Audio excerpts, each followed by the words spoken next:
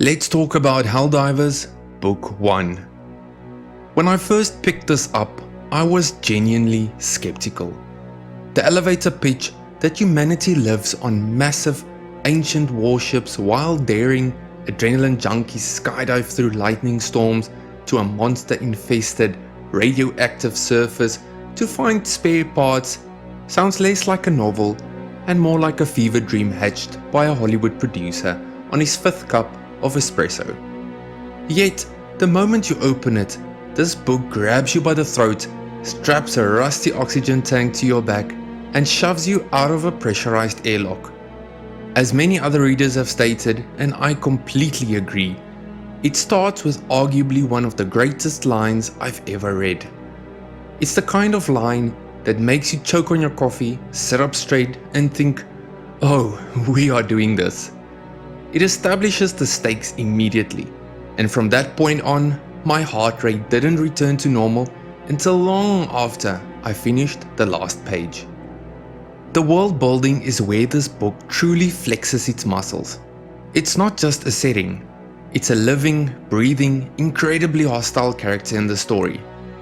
You have the Hive, a colossal, rusting airship barely held together by duct tape and sheer desperation, floating 20,000 feet above the earth. This thing is humanity's last, best hope, and it looks like a junker plane that's been flying since World War III, which, to be fair, is exactly what it is. The atmosphere up there is thick with the scent of recycled air, class resentment, and the creeping sense of things are about to go down.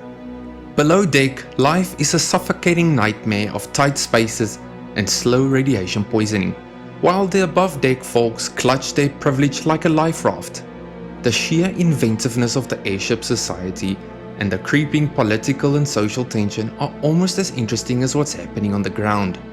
And then there's the surface, the old world, also known as Hades.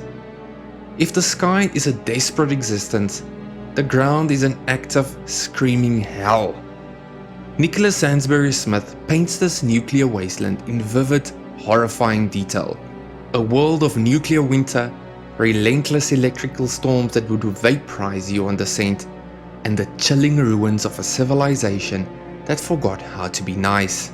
It's dark, gritty, and the descriptions of the Helldivers drops are cinematic gold. Seriously, if this were a movie, that opening sequence alone would win an Oscar for visual effects. The whole concept is so unique and meticulously detailed that it avoids feeling like just another post-apocalyptic read. The pacing of the plot is an absolute adrenaline shot. It doesn't just move fast, it moves with the urgency of a ticking bomb, which often it literally is. Smith expertly builds a fast-paced structure that keeps you constantly engaged. One moment, you're navigating the cramped, politically fraught corridors of the Hive, trying to thwart off a mutiny, and the next, you're crawling through the ruins of a skyscraper, fighting for your life against mutated, vicious creatures that are essentially Earth's way of saying, "Welcome back, you jerks, now die." Some of my friends felt the monsters could have used a little more oomph compared to other series, but I found them terrifying in their raw, instinctual savagery. This book is pure survival thriller, a monster movie in novel form, and it delivers that summer blockbuster feel with zero hesitation. Because the plot's so quick, the characters can seem a little stereotypical at times.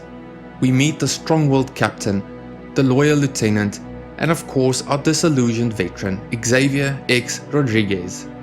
X is the main guy, the most experienced helldiver, and his life expectancy hit zero about 80 jumps ago. Being the strong, dashing hero, I genuinely loved that he's a hot mess. He's rough, definitely an alcoholic, and not exactly a candidate for Father of the Year. He dives not just for the good of humanity, but because he's a junkie for the rush and the terrifying bliss of facing death. This flaw makes him realistic and surprisingly easy to root for, giving the story some genuinely touching moments amidst the chaos. Then we have Tin, the genius little kid. I really like kids in books, especially in a grim, adult-themed survival story. They always seem to be a little too perfect, a little too resourceful, and a tad bit annoying. He's the character I have to gently squint at, but even I can admit that his presence magnifies the stakes and gives X a reason to drag his sorry, radiation-soaked butt back up to the sky. The book is an absolute feast of action, built on the core themes of sacrifice, survival, and what it truly means to be human when the world has been reduced to a rusty bathtub in the sky and a nightmare pit on the ground.